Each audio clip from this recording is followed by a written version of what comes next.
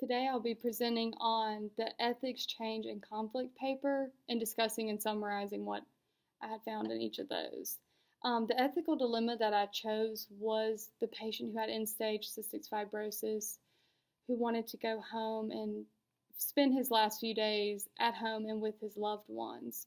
But the nurse had walked in and found him coughing up bloody sputum, and the family and the patient were both begging her not to say anything, to not do anything, because they knew if the doctor found out, then possibly they would not be able to go home that day. And so it kind of put the nurse in a sticky situation. So I kind of came up with three options on maybe how she could have handled it or looked at it, the situation.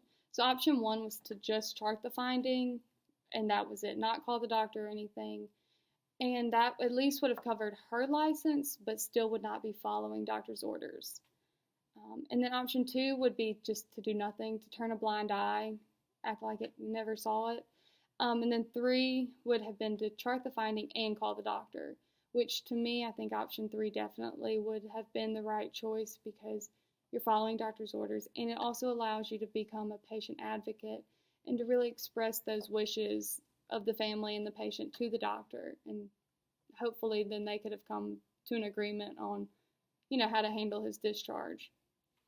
In my change paper, I wrote about when my father passed away in 2010 and how that really changed my family's financial situation. My dad was the sole provider in our family, so that caused a lot of change with the finances. And I think that I managed the change just subconsciously and over time. That's how I adapted to it.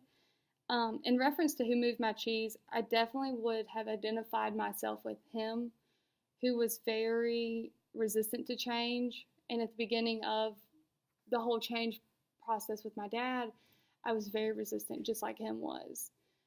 But I would have liked to have been Hall, who, can adapt and to make things into a better situation, bring light to a change. The change strategy that I chose was the rational empirical strategy, which it states that rational beings don't know to change because they don't have enough knowledge, which I definitely can identify with as well, because once my mom had sat down with me and communicated, the situation, I had gained the knowledge that I needed to make that change. And then for the conflict paper, I wrote about my roommates who don't clean up after themselves, and how that's kind of posed a problem. The conflict style that I definitely identify with most is avoidance. I just avoid it altogether. I don't like conflict, so I think that's the most comfortable conflict situation or conflict style that I identify with.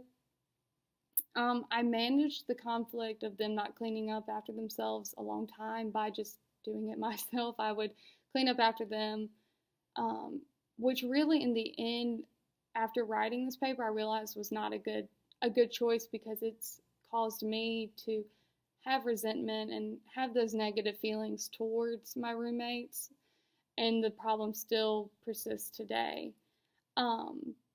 So through the paper, I realized that it is very important to address issues and to bring them to light, and to not wait around and let those negative feelings build up. So definitely telling everybody who's involved with the conflict, bringing it to light in a timely manner, I think is very, very important. Definitely the time part, because of those negative feelings. So I feel like after I wrote this paper, I never really had given it much thought on how I handled conflict, because I don't like it. But I definitely realized that it's very important to bring those issues to light and to not let them go on and harbor those negative feelings, because at the end of the day, nothing gets accomplished, and you're just stuck in the same cycle of not getting anything done. And I think that that's very important, especially with nursing. And I think that through each of these papers, I have better understood ethics, how to change, how to resolve conflict, what not to do with conflict. And I definitely know avoiding is not always the best option as far as handling conflict. And I think that in the future, each of these will have prepared me to handle these situations that, will arise one day. Yeah, thanks for watching.